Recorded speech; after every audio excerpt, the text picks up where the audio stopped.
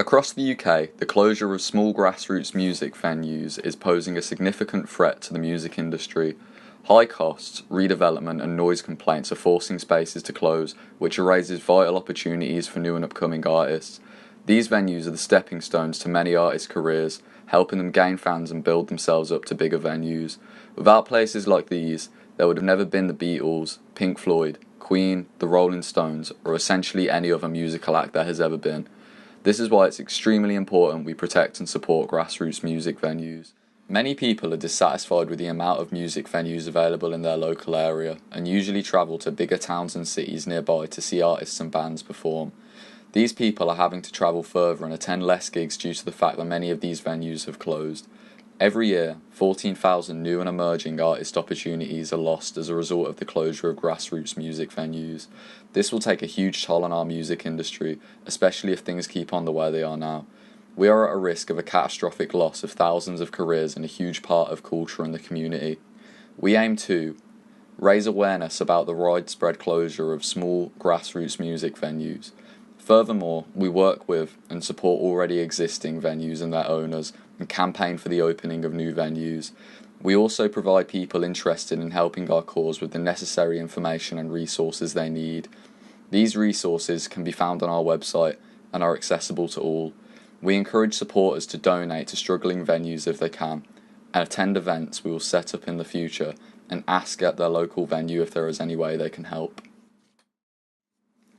We wanted to target an audience of not only fans of music, but music fans who actively attend gigs. While this demographic covers a wide variety of people, we can focus on a younger audience as they are more likely to have the time and the energy to attend a lot of gigs.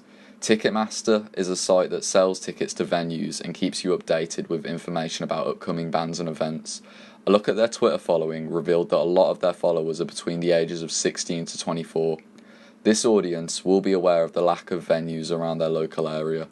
A lot of young music fans can be very socially aware, getting involved in campaigns and keeping themselves updated on various affairs, so they should be knowledgeable about this problem.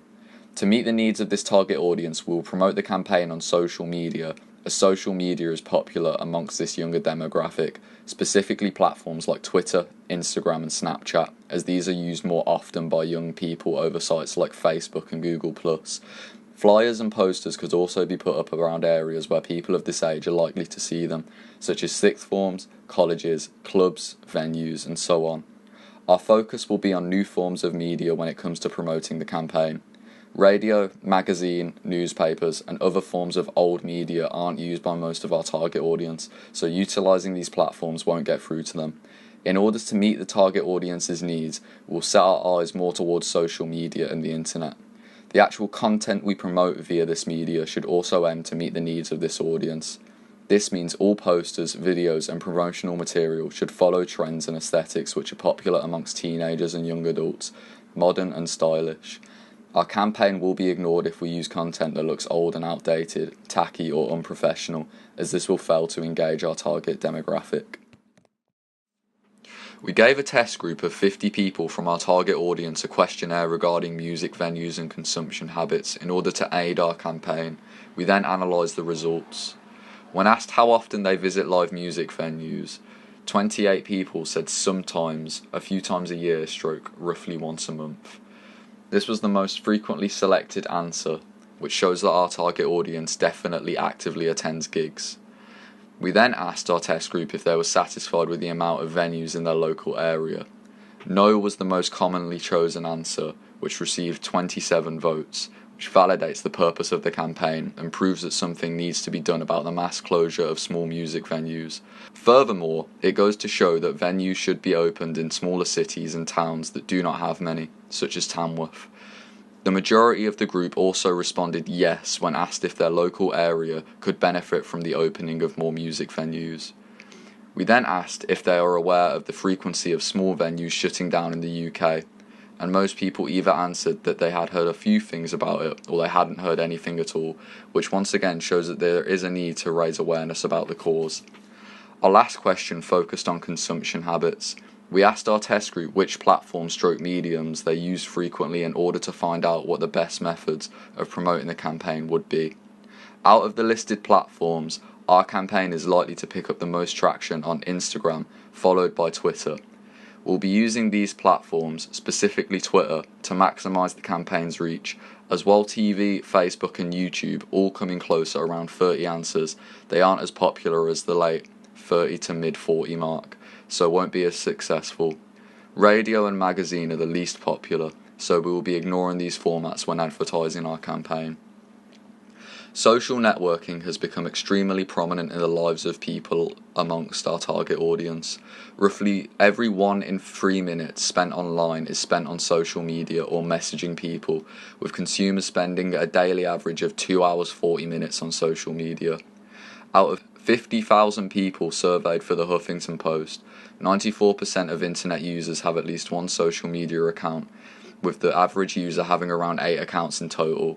When asked about the reasons for their social media usage, the leading answer given by a group of 16 to 24-year-olds was that social media was filling up spare time. In the past, TV would have dominated this role, which goes to show the rapid rise of social media usage amongst younger generations. The most widely used social media site in the UK is Facebook. Using Facebook to address the target audience will appeal to the older half of the audience, as Facebook is most commonly used by 23 to 37-year-olds. However, the younger side of our target demographic aren't as likely to use the site. In 2018, 700,000 fewer people aged 12 to 24 regularly use the platform. On the other hand, Snapchat and Instagram have gained popularity amongst our target audience. A study performed on teens in the US showed an increase of shares of respondents for these two sites, with Snapchat going from 39% in spring of 2017 to 46% in autumn of 2018, and Instagram increasing from 23% to 32% in the same time frame. We will take into account the AIDA model when it comes to marketing our campaign.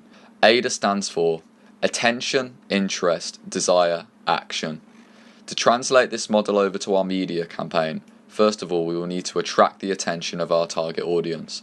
The posters and videos we create and promote will be the first step, attracting the attention of people who see the posters or view the trailer. The posters will catch the eye of people passing by and direct them to our social media and website. This leads to the interest stage of the model. Interest will be developed when people visit our website and social media pages. Here they will be able to find out more about the campaign and information surrounding small grassroots music venues. Constant updates will maintain interest among the audience.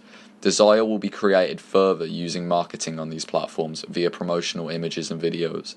We aim to motivate people to want to make a difference and get people passionate about the issues at hand. Finally, we want people to take action. This could be visiting music venues and offering help and support, or going on marches to protest the closure of grassroots music venues. I began working on this poster with the intention to make it a horror movie themed poster. The reason behind this was that it represented the closure of small music venues as scary for the music industry. This poster appealed to both fans of music and fans of horror films stroke 80s films and TV, which widened our appeal and captured the interests of more than just our target audience. When asked, our test group stated that the poster achieved its goal in representing the closure of GMVs as scary and creating a sense of interest and shock amongst the audience to incite them to do something about the cause. I needed a central image to grab the viewer's eye and also convey meaning. For this, I toyed with a few ideas, such as a guitar being smashed, before deciding on a drowning hand coming out of a body of water holding a microphone. I wasn't able to actually drown someone to take this picture, so I had to Photoshop a stock image of a hand coming out of the water so it was holding a microphone. This symbolises the death of music and is positioned in the very middle of the poster in a box, so it's the first thing people will see. I also added a tagline, "The future of music is scary, you can change that." This makes the audience believe in themselves and the fact that they can make a difference, as the tagline directly addresses them. Furthermore, I added the campaign's website to the poster at the bottom so people know where they can find further information after the poster grabs their initial attention. For this poster, I wanted to create something very modern stylistically. To achieve this, I started with a very minimalistic design, an orange-stroke coral background with a basic shape, a circle to the side in a very light blue. Furthermore, I sectioned off the bottom with an off-grey colour with the intention to put the main body of text in this area. This colour combination is very aesthetically pleasing, which will catch the eye of our target audience. Next, I added some text, taking into account typography in order to ensure the poster is visually pleasing. For example, enlarging the first word of the paragraph and using a small font. I used the font Arial as it has a very modern look to it and is easy to read. Then I added a very basic music note to the left of the circle. This is abstract as only half is visible and follows the theme of the poster, using colours, basic shapes and typography in order to make a poster that is both modern and aesthetically pleasing to catch the eye of our target audience. Finally, I added a graphic to the grey area in order to fill out space and add to the poster's modern theme. This poster achieved its goal of capturing the eye of our target audience by using an aesthetically pleasing modern style. Our test group stated that they liked the colour scheme of the poster and the typography. Furthermore, the poster was described as being more informative than Poster 1, as it contains a paragraph of text describing the issues surrounding the campaign. This poster will be more like Poster 2 than Poster 1 in that it is going to follow a similar modern theme. I aim to achieve this by using elements of typography, positioning of items and colour. The colour scheme for this poster will be black and very light stroke washed yellow, a simple scheme to emphasise focus on the actual content of the poster. I placed a QR code on the poster as it allows people to access the website easily by simply scanning it with their phone. All other social media has also been listed on the poster. I added a graphic similar to the one in Poster 2 to the bottom right of the poster in order to enforce a sense of continuity within a brand, making posters recognisable to our target audience. Furthermore, I added the brand's logo to the bottom and positioned it next to the QR code.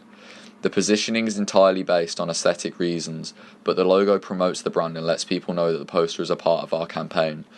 I added a statistic to the side as well in order to incite shock amongst the audience and get them involved and passionate about our cause.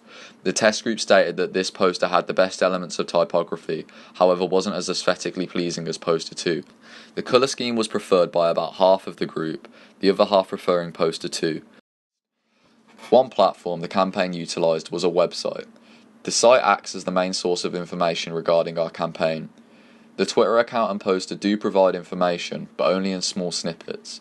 The content on these platforms links to the website anyway.